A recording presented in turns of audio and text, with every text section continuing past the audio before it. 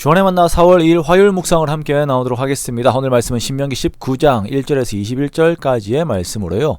공정의 삶이라는 제목으로 함께 묵상을 나오도록 하겠습니다.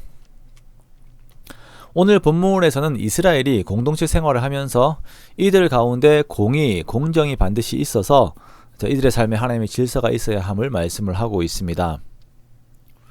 자, 우리가 하나님의 성품에 대해서 생각을 할 때에 두 가지로 축약을 해서 말을 합니다. 그것은 사랑과 공의입니다.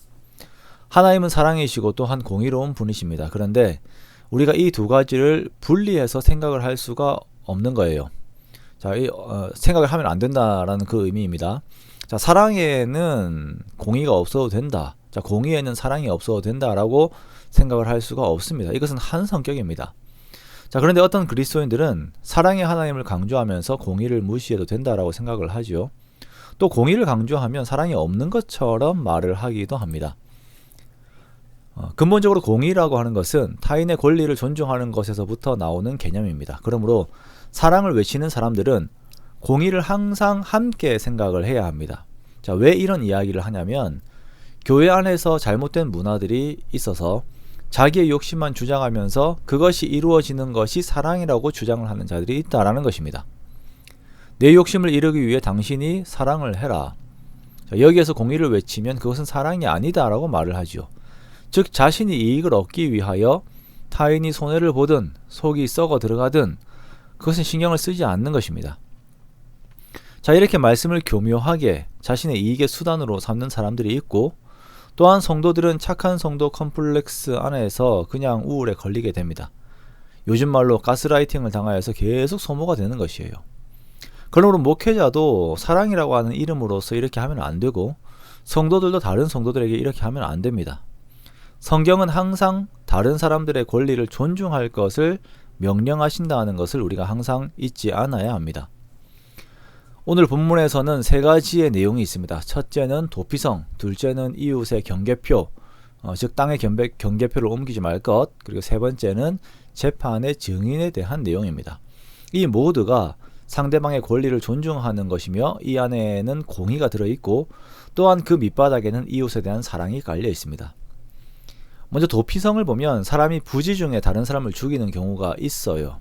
자, 부지중이라고 하는 것이 한자어인데, 즉 자신도 모르는 중에 의도하지 않은 중에 다른 사람을 죽이게 되는 경우가 있다라는 것입니다. 자, 그때 이 사람은 도피성으로 도망을 하여서 자신의 목숨에 대한 권리를 보장을 받을 수가 있습니다. 그리고 14절에서부터 보면 이웃의 경계표를 옮기지 말라라고 말씀을 합니다. 자, 이스라엘이 가나안에서 받게 되는 땅들은 하나님께서 기업으로 주신 것들입니다. 원칙적으로 이것은 하나님께서 주신 것이기 때문에 타인의 땅, 타인이 그 땅, 그 소유의 권리를 침범할 수가 없습니다.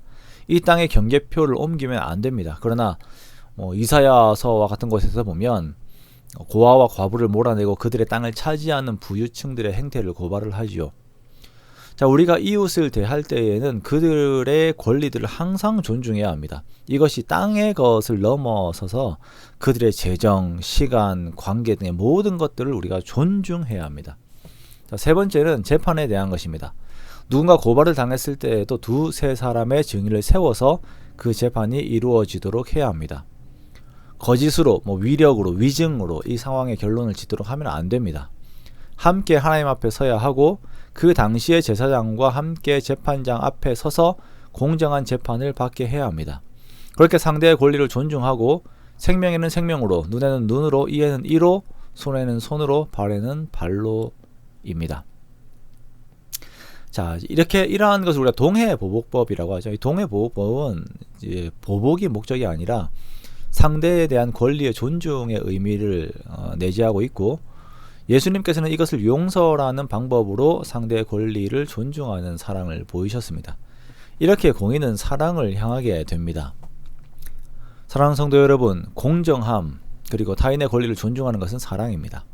사랑의 이름을 내세우면서 나의 이익을 취하려고 하지 말고 공정함으로 사랑을 이루려고 애를 쓰는 우리가 되기를 원합니다.